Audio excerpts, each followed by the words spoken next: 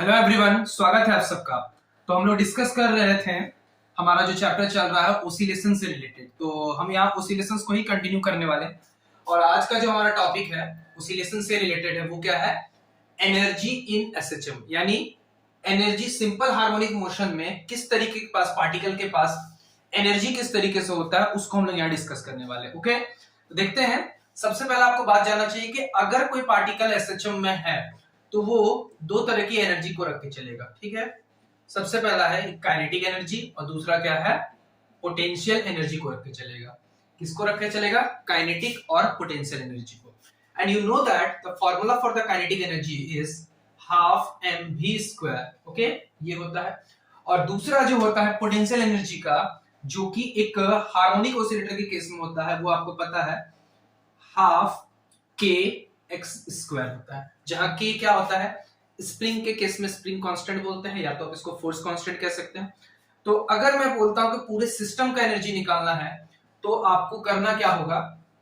Kinetic energy plus potential energy, जिसको हम total mechanical energy के नाम से भी जानते हैं। ओके, तो अगर हमें इस पूरे सिस्टम में, सिंपल हार्मोनिक मोशन में, अगर हमको पूरा मैकेनिकल एनर्जी निकालना है, तो हमें काइनेटिक एनर्जी और पोटेंशियल एनर्जी को निकालना है। ठीक है, तो ये मैंने आपको बता दिया कि इस तरीके से हम फाइंड आउट कर सकते हैं। लेकिन अब काइनेटिक एनर्जी होगा कितना, पोटेंशियल एनर्जी होगा कितना? अगर जो आपने प्रीवियस लेक्चर देखा हुआ है, यहां से देखा हुआ है, कहीं से और से भी आपने पढ़ा हुआ है, तो इट गुड। ओके, चलिए मैं बात करता हूं सबसे पहला x निकालने की। ठीक है, आपको मैंने बताया हुआ था x is equal to a sine omega t plus 5। Okay, ये चीज आपको पता है।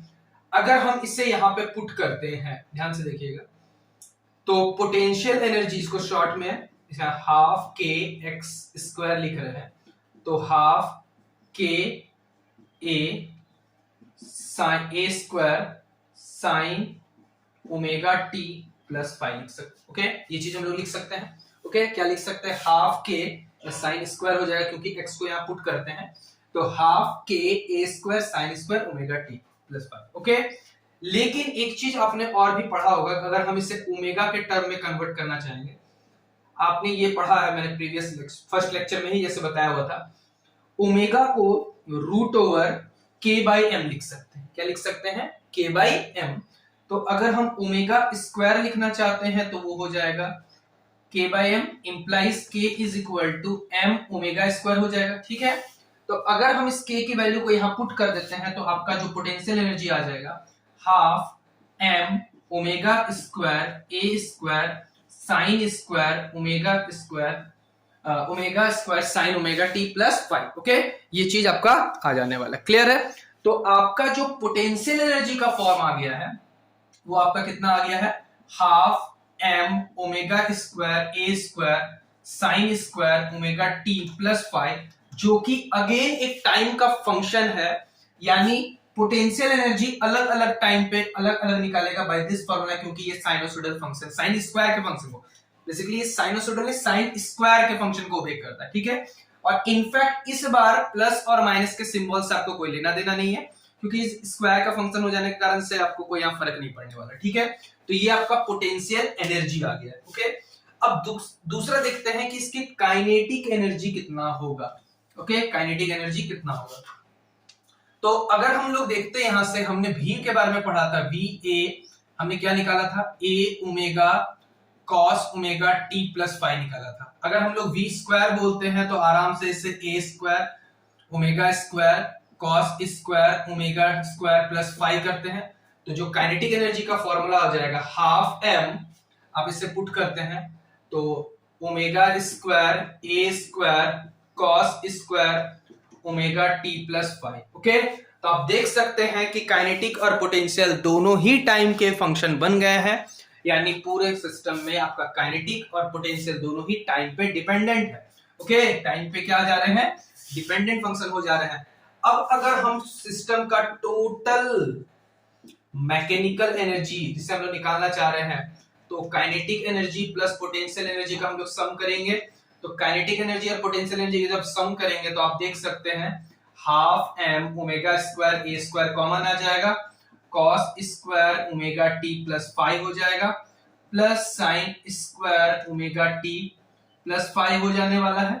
ओके, जो कि ये 1 हो जाता है sin square theta plus cos square theta 1, यानी मैकेनिकल एनर्जी या फिर टोटल, सिंपल कह सकते हैं आप इसे, total energy of the simple harmonic oscillator जो हो जाता है half M square a square हो जाता है, जो कि क्या है, कांस्टेंट है।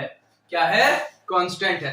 दैट मींस है कि एक सिंपल हार्मोनिक ऑसिलेटर जो है उसकी जो टोटल एनर्जी हो जाती है वो क्या हो जाती है, कांस्टेंट होती है। ये कंप्लीटली रूप से हमारा law of conservation of energy को ओबे करता है। ठीक है, कि काइनेटिक प्लस पोटेंशियल जो होगा वो टोटल मैकेनिकल एनर्जी, क्योंकि ये पैरामीटर कभी चेंज नहीं हो रहा। भले ही काइनेटिक और पोटेंशियल अलग अलग टाइम पे अलग अलग हो सकता है, लेकिन ये टोटल एनर्जी वैसे का वैसे ही रहने वाला है। ठीक है, छोटा सा बात था। अब अगर हम इसे ग्राफिकल प्लॉट करना चाहेंगे तो इसे किस तरीके से प्लॉट करेंगे, एक ही ग्राफ में चाहे तो, जैसे देखिए, तो देखिए हमने अभी देख लिया कि काइनेटिक एनर्जी और पोटेंशियल एनर्जी किस तरीके से वेरीज कर रहा है। ठीक है, तो काइनेटिक एनर्जी बेसिकली फंक्शन किसका है, कॉस का। पोटेंशियल एनर्जी बेसिकली किसका फंक्शन है, साइन का। देखिए मैंने यहाँ पहले से ग्राफ बना दिया है, तो कौन सा ग्राफ किसका होगा पहले इसको समझने की कोशिश करते हैं। देखिए, अगर पार्टिकल ऐसा होता है कि ये 0 है, ये ए है, ये बी है, ये प्लस एम्पलीट्यूड ए को और ये माइनस एम्पलीट्यूड माइनस ए को रिप्रेजेंट कर रहा है, तो अगर t इज इक्वल टू 0 पे अगर हमने ये फंक्शन लिया हुआ है SHM का, ठीक है, आमतौर पे बुक में cos के फंक्शन को ओबे कर रहा है, लेकिन मैं यहाँ sin के फंक्शन को लेके चल रहा हूं। अगर t इज इक्वल टू 0 है और यहाँ पे फाई को हम लोग इनिशियली 0 मान के चलते हैं, तो x is equal to a sin omega t होता है। अगर यहाँ पे t इज इक्वल टू 0 तो पार्टिकल का पोजीशन 0, तो इस पोजीशन पे आने के बाद इस फाई के फैक्टर को थोड़ी देर के लिए हटा के चलते हैं। t इज इक्वल टू 0 पे आपका क्या होगा, पोटेंशियल एनर्जी 0 होगा, लेकिन काइनेटिक एनर्जी क्या हो जाएगा, maximum. Potential energy 0 but kinetic energy maximum, यानी ये वाला ग्राफ आपका काइनेटिक एनर्जी को रिप्रेजेंट करता है, ये वाला आपका पोटेंशियल एनर्जी को। यानी इस पोजीशन पे जाने के बाद पार्टिकल कुछ या तो लेफ्टवर्ड या तो राइटवर्ड कहीं मूव कर रहा होगा, क्योंकि इस particle x is equal to 0 पे पार्टिकल कहीं भी डिस्प्लेस नहीं हुआ है, इसलिए उसकी पोटेंशियल एनर्जी नहीं है, लेकिन पार्टिकल डिस्प्लेस कर रहा होगा। ठीक है, ये मान के चलते हैं। ओके, क्लियर है। उसके बाद जब सपोज कीजिए पार्टिकल अगर उधर जा रहा होगा, तो इस पॉइंट पे जाने के बाद उसका वेलोसिटी 0 होगा, लेकिन वो मैक्सिमम डिस्प्लेस हो गया होगा, तो उसके पास पोटेंशियल एनर्जी 0। यानी पार्टिकल अगर उसके काइनेटिक एनर्जी घट रही है, but at the same time potential energy maximum हो जा रहा है। ओके, अगर वही बात रिवर्स डायरेक्शन में आ रहा है, तो पार्टिकल की फिर से काइनेटिक एनर्जी घट रही है बट पोटेंशियल एनर्जी बढ़ रही है। यानी ओवरऑल जो एनर्जी का फंक्शन है वो अभी मैंने बताया half m omega square a square जो रहता है वो क्या रहता है, कांस्टेंट रहता है। ठीक है, ये क्या रहता है, कांस्टेंट। यानी एक पोटेंशियल एनर्जी बढ़ेगा तो दूसरे टाइम पे काइनेटिक एनर्जी उसके घटेगी, and this is the graphical representation for the kinetic energy और potential on the same graph. Okay, तो ये आई होप कि आपको बहुत ही आसान सा बात था। ठीक है, इसमें मैं एक चीज आपको और बात ऐड कर देता हूं। ठीक है, जो एक बात आपको काम कभी कभार आपसे क्वेश्चन पूछ लिया जाता है कि सपोज कीजिए मैंने आपको बताया कि काइनेटिक एनर्जी का फॉर्मूला जो आया था वो half m omega square cos square omega t plus 5। ठीक है, और पोटेंशियल एनर्जी का half m omega square a square sine square omega square plus 5। तो आप मुझे बताइए, क्वेश्चन में बोला है कि टाइम एवरेज, ठीक है, time average of kinetic energy क्या बोला गया है, average value of kinetic energy over complete oscillation. ठीक है, क्या बोला जाता है, थोड़ी हैंडराइटिंग खराब है बट आप समझने कंसेप्ट कीजिए।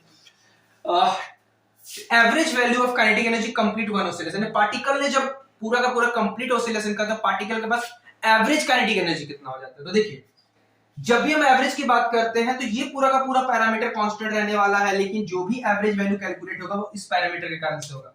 बेसिकली हम कुछ इस तरीके समझ सकते हैं कि ये पैरामीटर डिसाइड करता है एवरेज वैल्यू। तो आपको पता होना चाहिए कि कॉस स्क्वायर थीटा हो या साइन स्क्वायर थीटा हो, दोनों का टाइम एवरेज वैल्यू कितना होता है, 1/2। आप पोलराइजेशन में लॉ ऑफ मेलस में इसको चीज को पढ़ते आए हैं और एसी चैप्टर में भी इसको बहुत बार रिपीट करेंगे, लेकिन यहाँ पे हम लोग फैक्ट के रूप में से याद रख रहे हैं कि cos square theta plus sine square theta का जो एवरेज वैल्यू होता है कंप्लीट वन साइकिल में, वो कितना हो जाता है, हाफ हो जाता है। इसीलिए काइनेटिक एनर्जी का जो कंप्लीट हाफ एवरेज वैल्यू हो जाता है वो half m omega square a square, इसका हाफ यानी 1/4 ऑफ ओमेगा स्क्वायर इतना होता है। सिमिलरली जो पोटेंशियल एनर्जी होता है वो 1/4 m omega square a square होता है।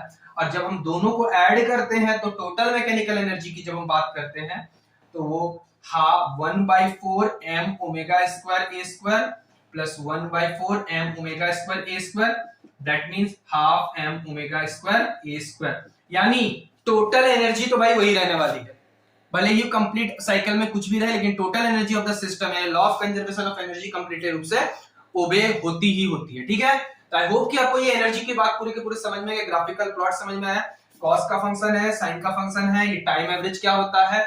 ठीक है, तो मिलते हैं अपने नेक्स्ट वीडियो में। अगर आपको वीडियो अच्छा लग रहा है तो आप चाहे तो इसे शेयर कर सकते हैं, अदरवाइज आप मुझे अपने इंपॉर्टेंट 1 मिनट का समय लेके कमेंट सेक्शन में कमेंट करके बता सकते हैं कि आपको वीडियो कितना सही लग रहा है और कितना मुझे इसमें सुधार करना चाहिए, क्योंकि आपके कमेंट्स ही मुझे बताएंगे कि मैं किस तरीके से काम कर रहा हूँ। ठीक है, थैंक यू।